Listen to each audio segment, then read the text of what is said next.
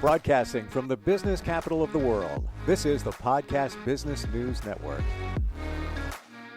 Always love talking with this guy. He is an icon in the music industry right out of Nashville. That's where he is right now. He's a producer, singer, writer, works with so many different artists. He does so many great things, even pro bono, to help charitable organizations as well. And it's great to have him back with us. Tony Mantor is on the program. Hey, Tony, how you doing?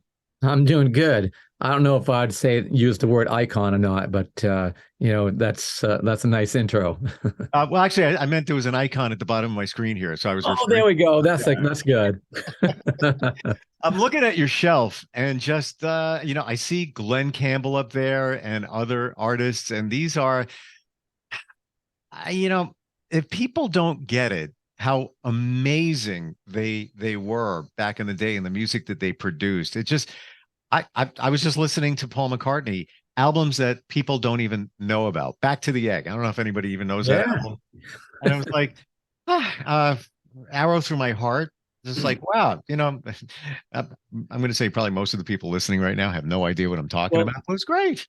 Well, for the longest time, and there was a group of people that just loved the AOR stations, because they could hear, the cuts that were on the albums. It wasn't all the top 40 hits out there, and it was almost kind of like the underground, Grateful Dead type thing, because you could hear so many different styles of music.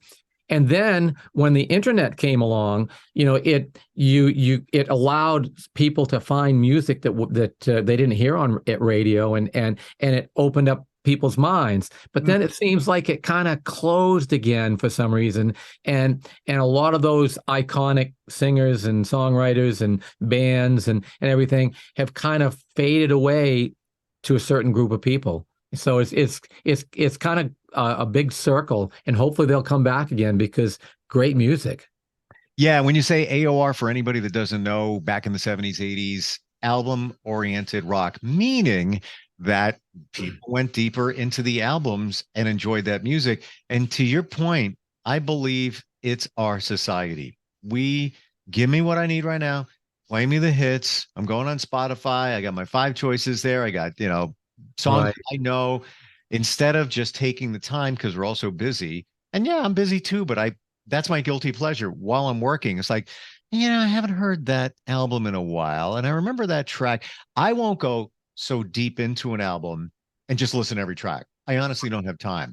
But Right. there are certain, because I'm a music geek, there are certain tracks that I know that I remember, wow, that was a great song. Wasn't a hit. Maybe Well, the album rock world, it might have been a hit. I don't know. Well, if you go back to like Van Halen, I mean, Van Halen was this heavy hard rock band, and I mean, it was pure genius, actually, if you stop and think about it. They would have 1 or 2 songs on their whole album that were commercial enough to be played on commercial radio, and everything else was it was more on a harder rock station or the AORs. But then when people actually went to see them because they played their hits, they got their minds open to all these other songs that they'd never heard before. Yeah, you're totally right. And funny you should say that. I graduated with a guy who's in a nationwide known Van Halen tribute band. It's called Completely Unchained. Eugene is the lead singer, puts on the wig. He's David Lee Roth. And because it was back on my radar and I saw him, it was a fundraiser a couple of weeks ago, I looked at like Van Halen 2, and I'm like, each track, like, that was huge. That was huge. That was huge. Like almost every song on there, Right. now well recognized as these were really big songs. In fact, not off of that album necessarily, but just came out today. On guitar solos that didn't get the recognition that they should have gotten. This is just popping in my head. I just read it today. Okay. And Eruption from Van Halen is one of them. Where, what a great performance. Even on this list, and it was a survey, Layla by Derek and the Dominoes. Right. Whoa, wow. But, it's like from 1972. It was a hit, and then kind of put it off to the shelf over here. But, man, that was a good performance. Absolutely. I mean, there is just so much about music that people lose, and there's so much that they gain. But I had friends of mine that they only knew the hits. They did not know any other song that these artists did. And I would say, "Oh, did you hear this song? Did you hear this song?" And they'd go, "Who is that?" I'm going, it's the song, it's the artist that you listen to all the time, but they only listen to the hits. So if it wasn't played on commercial top 40 radio, they never heard it. And it was, I mean, what a sad thing. I know this is what I'm exactly what I'm talking about. We're totally on the same page. And doesn't it blow your mind when you talk to those people? It's like, you love this artist. How do you not know that song? And Exactly. it's not like you're going way deep. It was a song that is known, not a hit, but it's known. It's not like going into like super deep into the album. Right. Let's face it, not every song on an album typically is a winner. Fantastic. Sometimes there's some filler in there. Okay.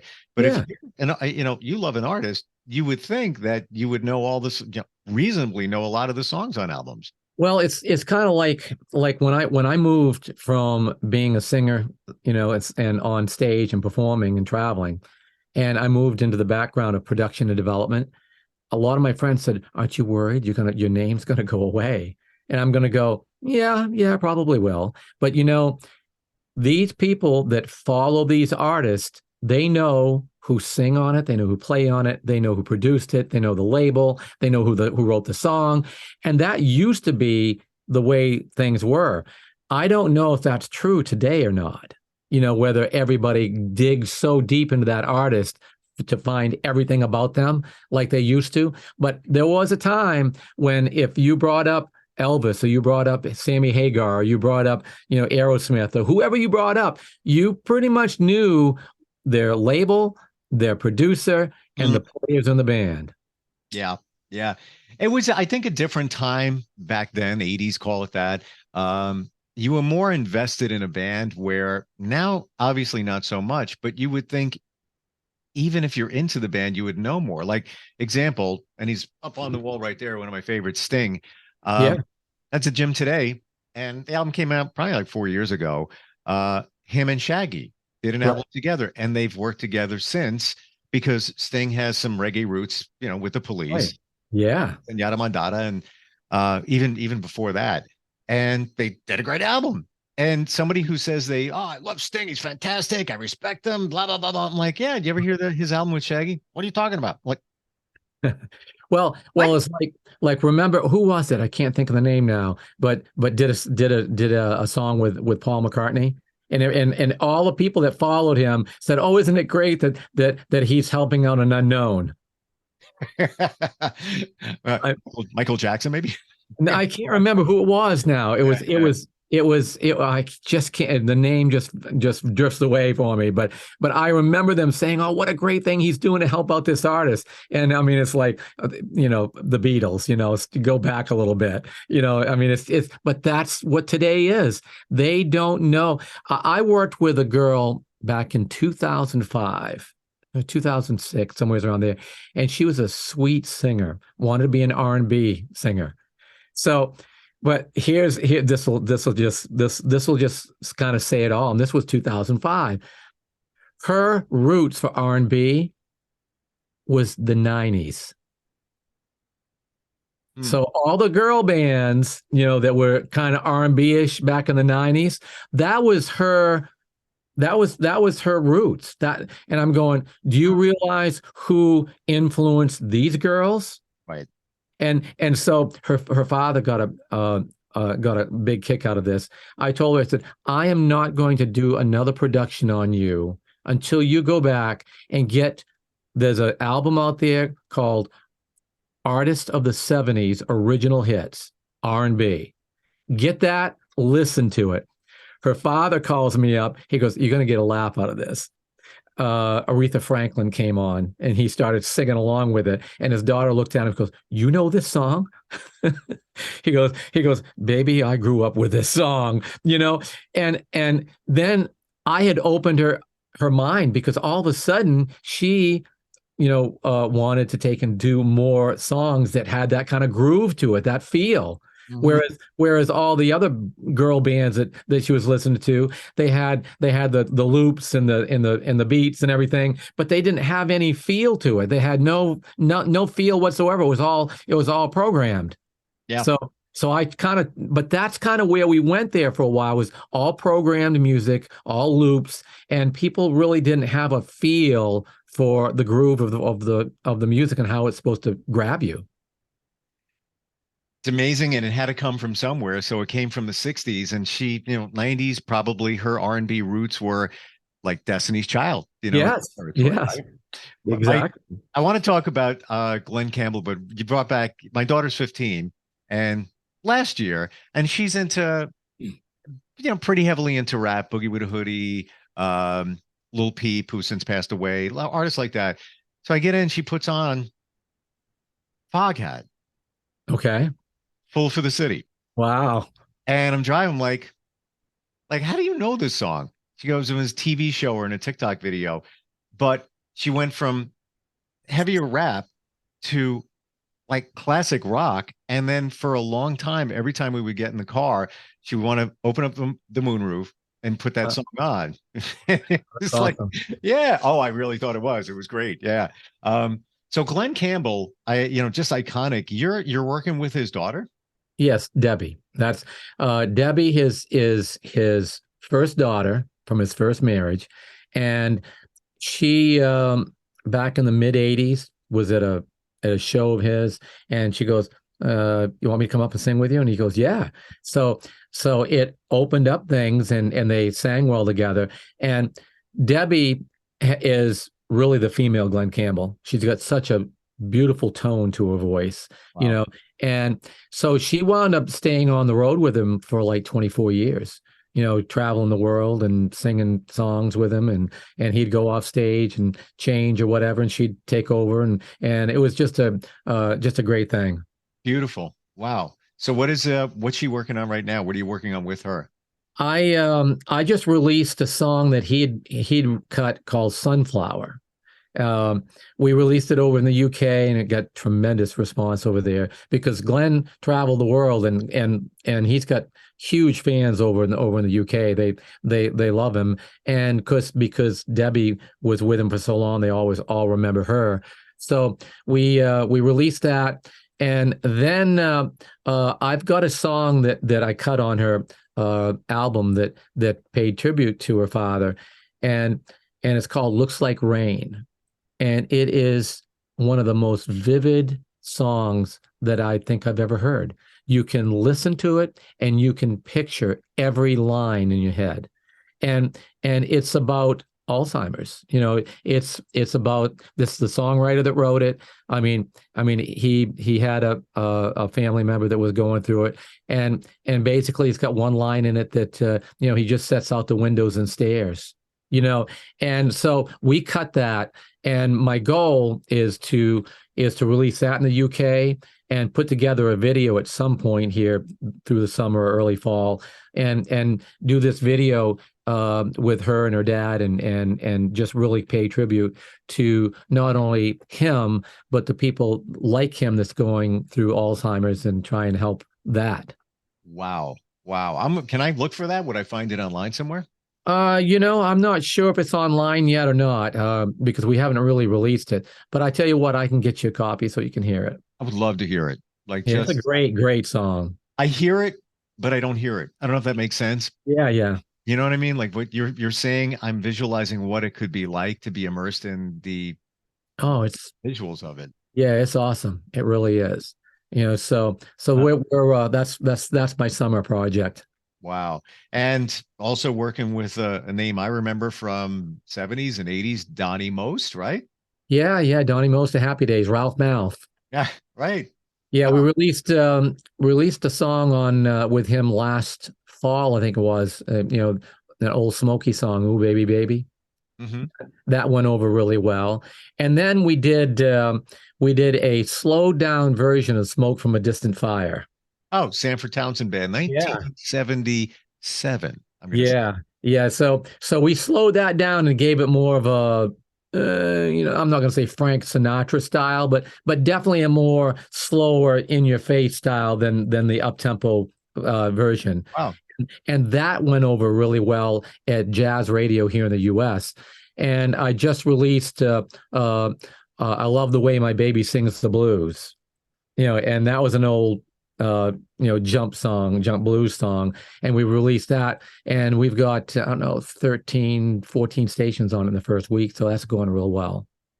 Wow. Does he play as well? No, he's just a singer. The singer. Wow. But he's like I said, he's kind of like a Bobby Darin, Frank Sinatra, big band sound, Gotcha.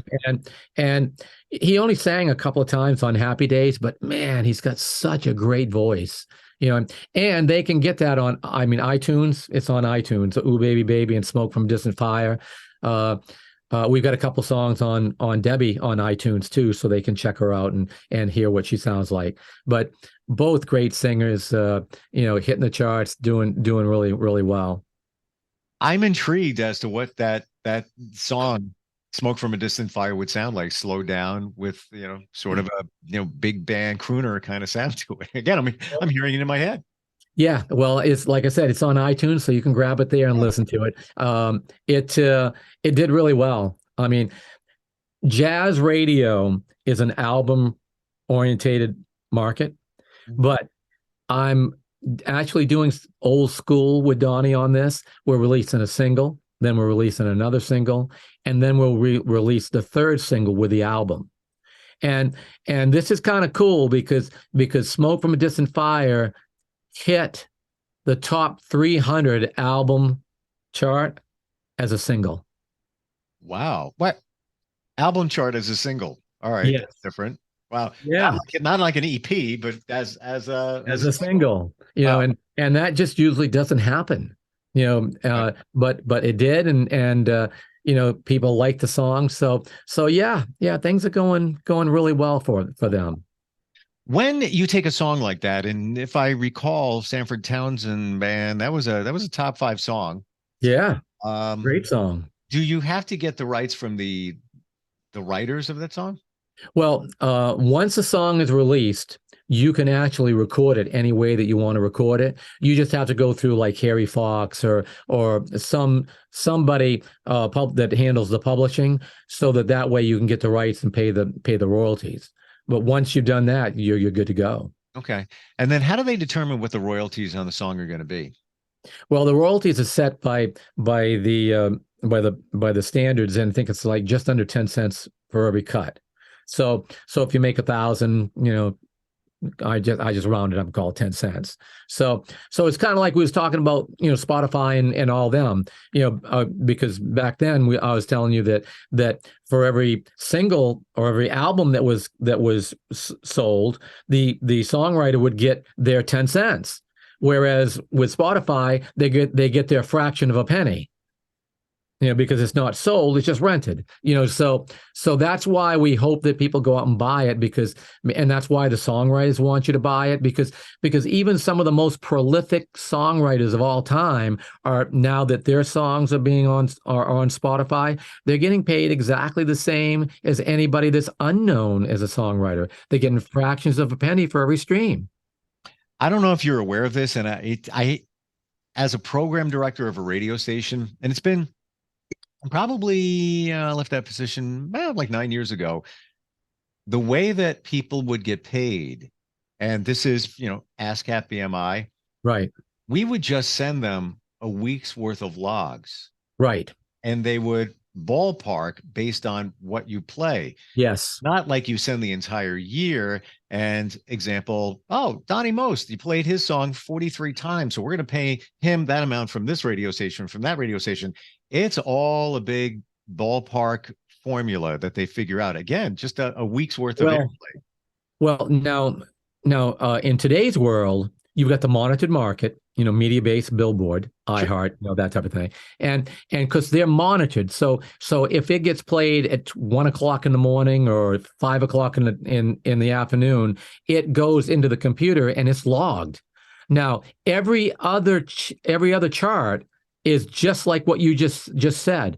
your billboard and media base mid levels, your secondaries, all the stations that chart out there, they do the same thing. It is they send their playlist for a week and they send it in. It's all compiled, and then that's how they do their charts. So it's still kind of the same process. Yeah. When I said a week, I mean a week out of a year to determine. And yes, Right. that was a media-based station. We were definitely Right. reporting and everything. Not to get Yes. too technical here and all of that. Right. So other question I've always wondered about. Let's say the other night I went to go see the Wallflowers. Right. One Headlight and 6th Avenue Heartache, right? It was great. He didn't end Jacob Dylan, he didn't end with One Headlight, which everybody thought would be like the last song, big send off. Right. He did 2 Tom Petty songs after that. And it was great. Sounded great. If you perform it live, can you just pick any song to play? And do you have to pay any kind of rights royalty? That's where usually your venue has a deal with ASCAP. ASCAP handles a lot of the performing rights royalties, Okay. whereas BMI collects your radio royalties.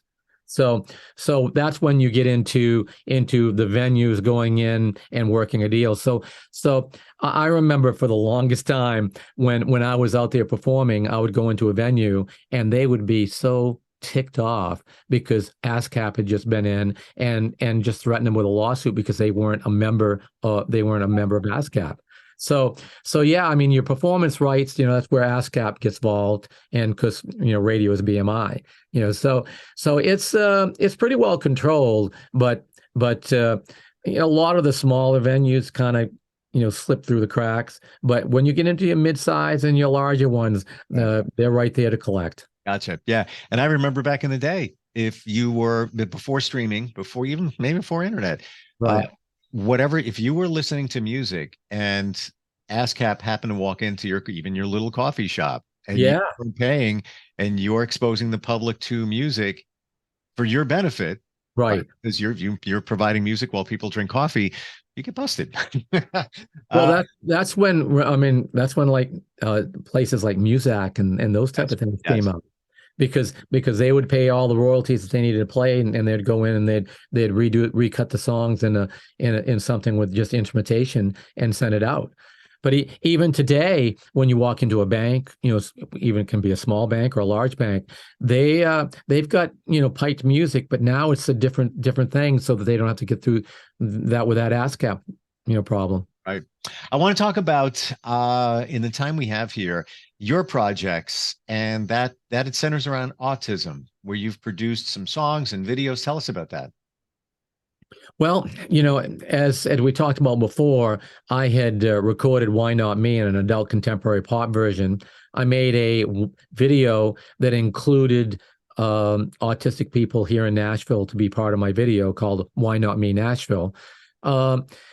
I really just kind of thought, because I've done a lot of projects to help out charities and everything over the years, and usually when you get into a project, it's going to last 3, 4, 5, 6 months, and then you've done your thing, and then you move on to what you do, and then if another one comes along, you do the same thing. Well, this one here, for some reason, just grew its own legs. I mean, I did exactly what I anticipated was going to happen. And I did it. I planned for like a 5 or 6 month run, do what I could do. And then all of a sudden, I started getting calls from all around the world. Okay, how do we get involved? How can we help? Can you do one with me? And so I'm through the summer not only working on Debbie's project, and because Donnie's got a big single coming out in the fall called New York High, which is going to be cool.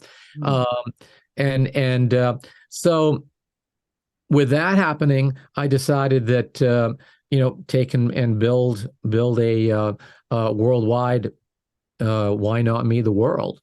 And then it developed where I had people calling me up, and it's like because they'd seen the podcast I've been doing here, and they've seen I've been interviewed on different podcasts all over the country and all around the world, and so I would get messages saying, hey, how can we be part of that? So I decided to create my own podcast called Why Not Me the World. and I'm going to debut that next month.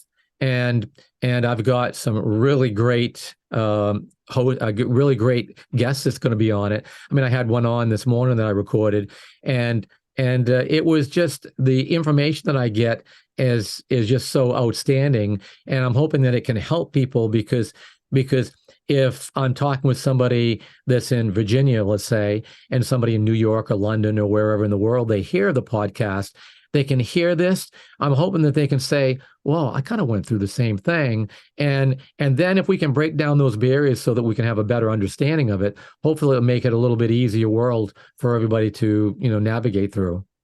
I love it. And it's always been said that music is universal, and you can Yeah. go anywhere in the world and play a song. And if somebody can't understand the lyrics, they're going to get the energy from it, what went into it, the feel of it. And I think it's the same thing here, where you're bringing people together through music, which is, again, universal. I don't think there's anything else that connects people like music does. Uh, Well, yeah, that's what I'm hoping, yeah. I mean, even if you look at some of these songs like America's Got Talent and those Britain's Got Talent and those shows, if you go into Asia, you can see on YouTube and everything, they're all talking in their native language, but when they get up there and sing the song, it's in English. Yeah. So yeah, I mean, even though the people might not understand everything about that song that these people are singing, it's a universal language. Yeah. Yeah. How do we find out more about that project? I know your website is your name, right? Tony Mantor, Mantor. That's Tony with a Y, TonyMantor.com. We can find the Why Not Me project on there as well. Yeah, they and what I'm hoping to is I've got a newsletter they can sign up for, so that way they get them monthly updates, and I'm what I'm really hoping for is that everybody will get involved, because I think the biggest thing that separates us, and this isn't just autism, it's on just about everything you can think of, is understanding. If we start understanding what other people are going through, no matter whether it's autism, Alzheimer's, Parkinson's, pick whatever you want to pick. If we can have a better understanding on that, I'm hoping that will take and just make things a little bit easier for a lot of people because we're all different. We all have our little quirks, and then when you go into a store, you go into any place and you see somebody acting a little bit different, doesn't mean they've got anything. They might be just acting out, or they might have something wrong. But if we understand it and we kind of that allows us to accept it a little bit better, and then hopefully it'll just make it a little bit easier for everybody to communicate and get through this life. You are the bridge to that, and that for that, I thank you. And Tony, I can go on forever. We're out of time, but like music, man, I just a couple of beers in Nashville. I got to get there one day. Anytime. Always great talking with you. Thank you so much for being here. Oh, I appreciate it.